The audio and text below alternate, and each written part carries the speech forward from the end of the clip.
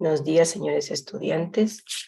Eh, Estamos al finalizar la materia en la que nos encontramos en la semana 15, que corresponde a hablar sobre los contenidos de las unidades 5, 6 y 7. Como recordando, la semana 9, unidad 5, hablamos sobre el derecho como objeto de investigación. El derecho está en constante transformación y como va transcurriendo también los años, pues los requerimientos de la sociedad lo busca ampliar y mejorar. El reconocimiento también de nuestros derechos y garantías fundamentales. El significado de la palabra derecho ha ostentado diferentes interpretaciones. La ciencia del derecho fue conocida durante mucho tiempo en el término de jurisprudencia, que era la designación dada por los juristas romanos. El derecho significa, por consiguiente, tanto el ordenamiento jurídico como el tipo de ciencia que lo estudia, la ciencia del derecho o la jurisprudencia.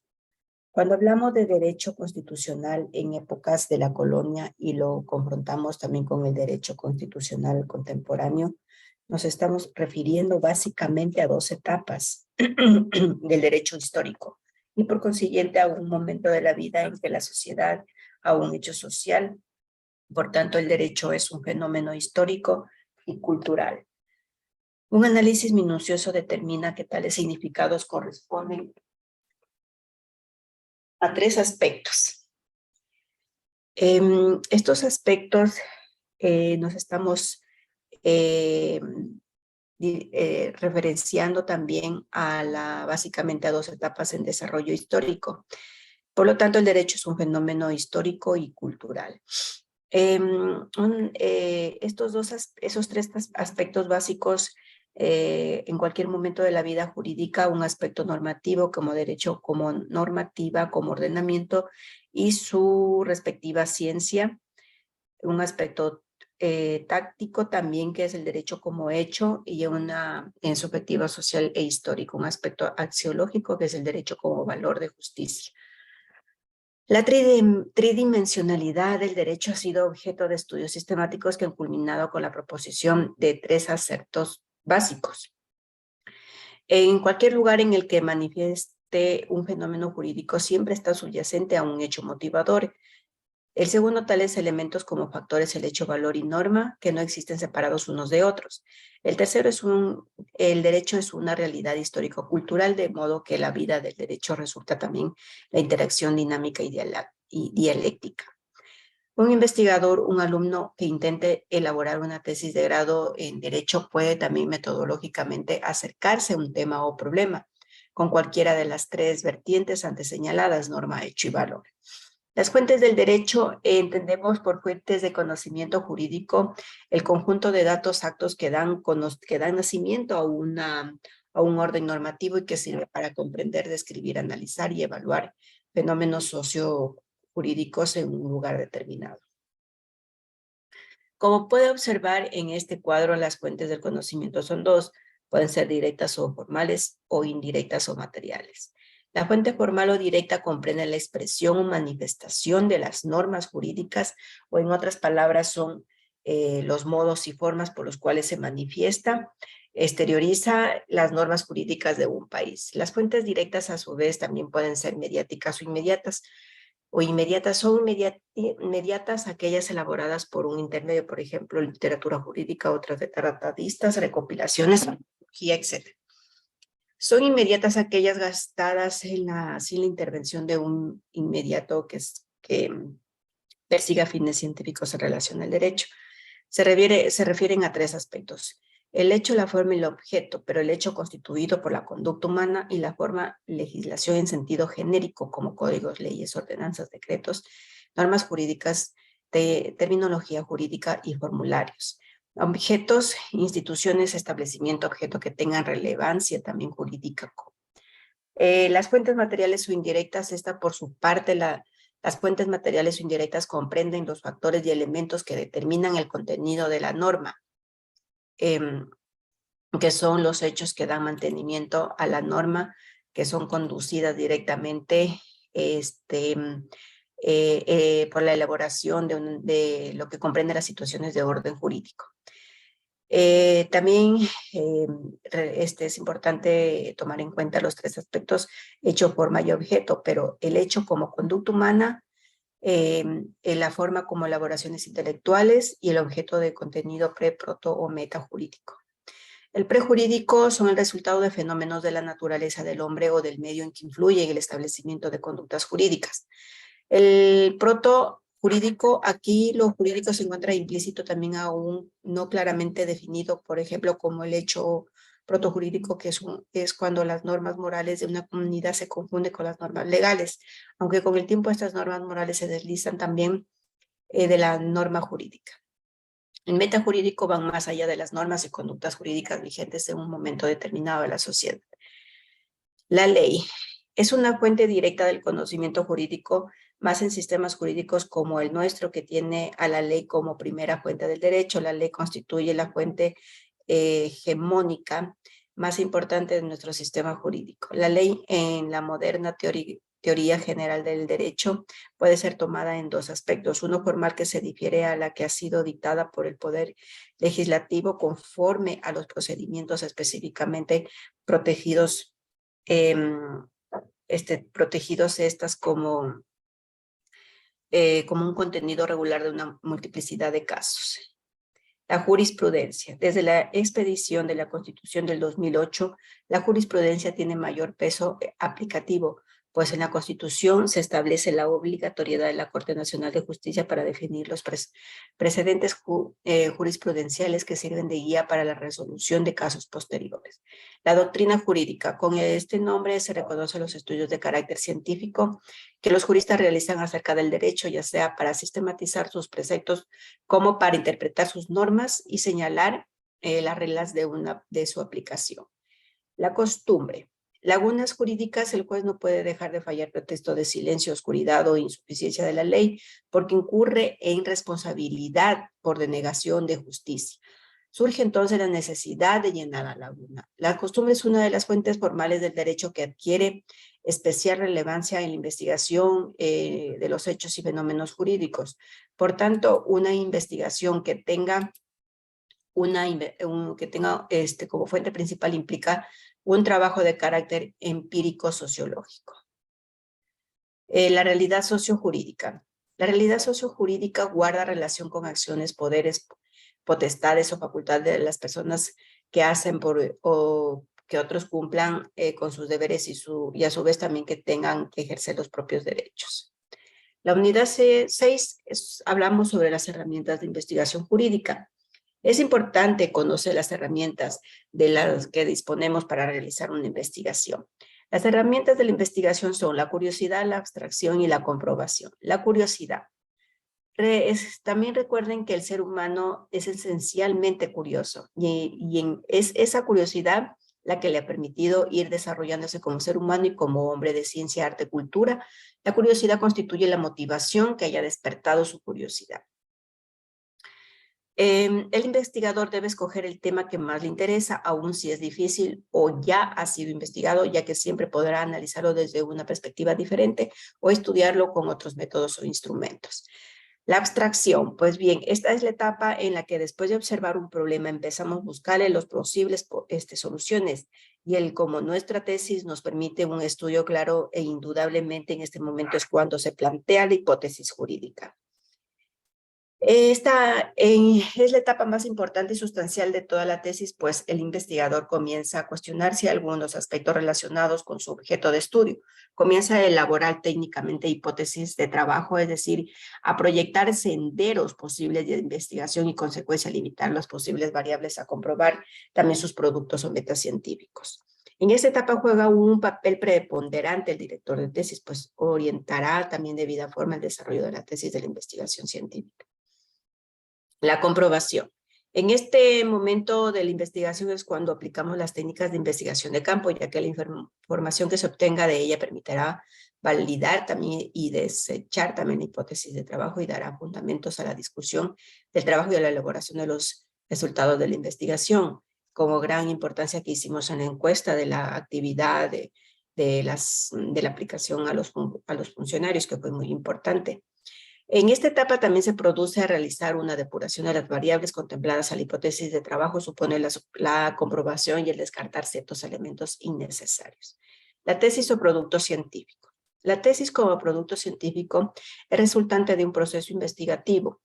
Una tesis o una investigación no puede dejarse de alzar a la copia o transcripción del primero que nos resulta en un buscador de internet, sino que debe de ser el resultado de trabajo paciente y dedicado, en donde con el acopio de la mayor cantidad y calidad de información que podamos elaborar un producto de calidad académico y científico relevante.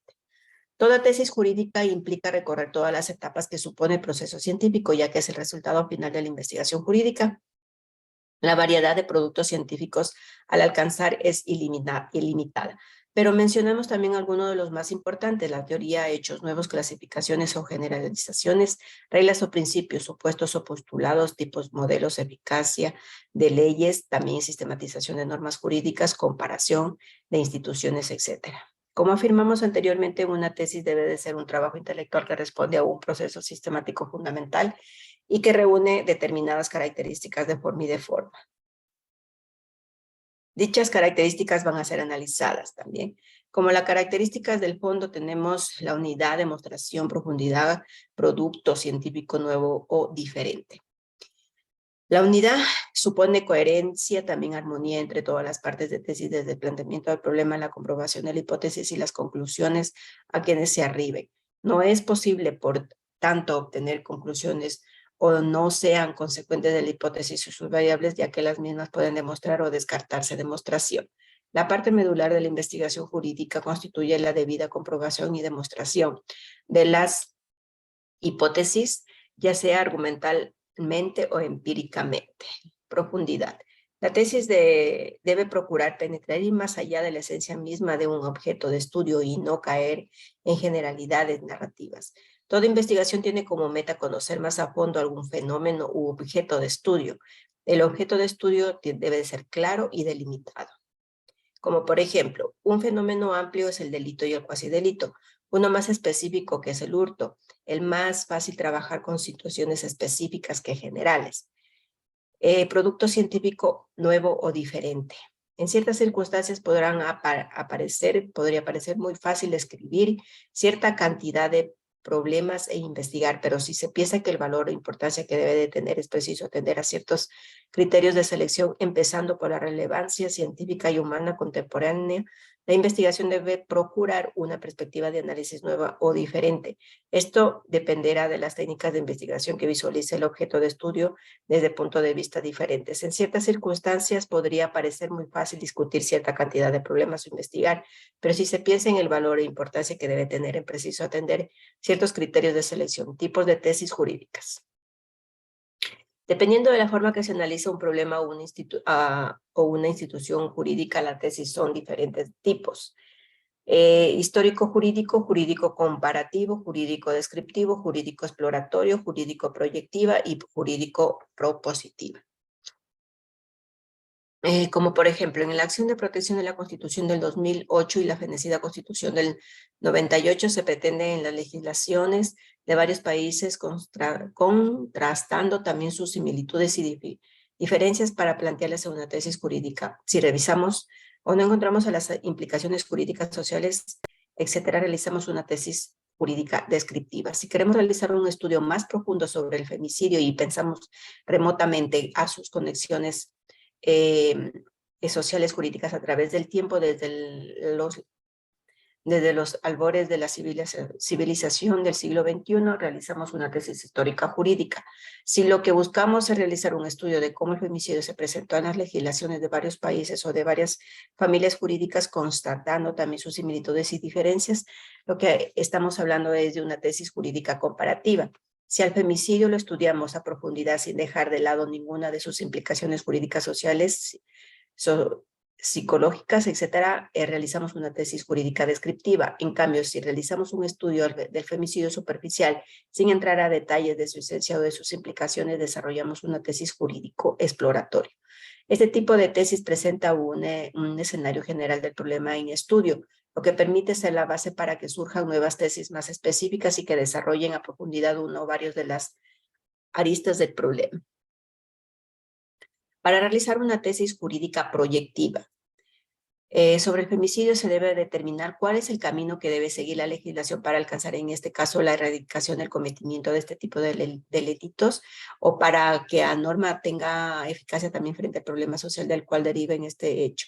Si lo que buscamos es evaluar la eficacia o eficiencia de la forma penal típica del femicidio y las falencias que las mismas presentan, nada mejor que una tesis propositiva, la que luego de determinar las falencias de la legislación planteará la reforma de la misma amerita a fin de que cumpla con su función y prevenir de castigar ese delito. Esta es la tesis del derecho, pues no son mínimas que de verdad se emplean para reformar la norma del país. Indistintivamente, también el tipo de tesis que se realiza, la importancia es que un trabajo metodológicamente estructurado realice a conciencia y conservación de las normas éticas que debe primar a un trabajo científico y académico.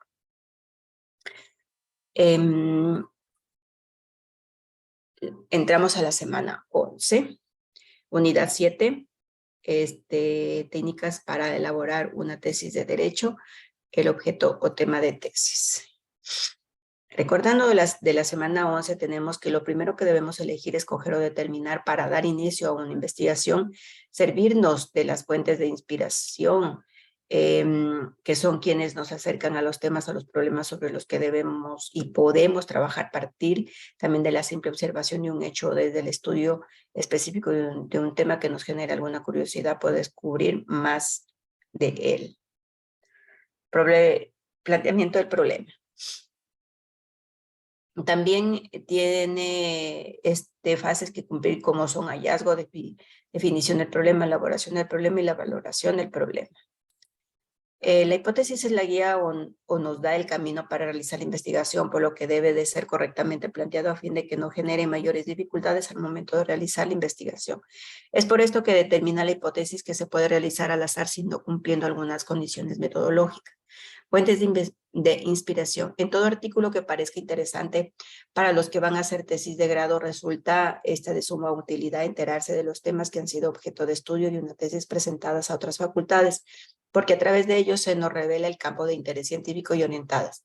Otra fuente de inspiración es la observación cuidadosa de los hechos y de los fenómenos que nos rodea. Se aconseja hacer el redescubrimiento como medio para encontrar inspiración en nuevos temas de investigación científica. Este procedimiento consiste también en volver a hacer las mismas observancias y las experiencias por otros hechos han hecho comprobar sus métodos, técnicas y conclusiones. Elaboración y planteamiento de un problema. Al escoger un tema, de investigación implica dos cosas importantes: el planteamiento de un problema para resolver y la concepción de uno o varias soluciones hipotéticas, que significan cuestión, dificultad, duda, porque en realidad se trata de buscar un problema. ¿Para qué? Para resolverlo. Ahora bien, ¿qué es un problema? Según el diccionario, en una cuestión que se trata de resolver por medio del procedimiento científico, o una cosa difícil de explicar. Todo trabajo de investigación debe perseguir ser útil o de la sociedad en general. A la humanidad, la elección de un problema requiere un hallazgo, definición, elaboración y valoración. La elección de un problema también requiere un hallazgo, definición, elaboración, como anteriormente lo he dicho. Al escoger el tema de los peritos en el Consejo de la Judicatura de Loja, no es lo mismo que escoger los peritos liquidadores del Consejo de la Judicatura. El hallazgo. Para encontrar un problema de investigación se aconseja abarcar en un comienzo la totalidad del campo en el cual se interesa. Enseguida, este campo debe de descomponerse en sus problemas correspondientes y de que entre en este grupo para hacer la elección de uno como objeto específico para elegir un problema de investigación. Hacer lo siguiente, tomar en cuenta lo siguiente. Con inclusión de informe histórico, busca de las lagunas o deficiencias, se refiere también a los vacíos.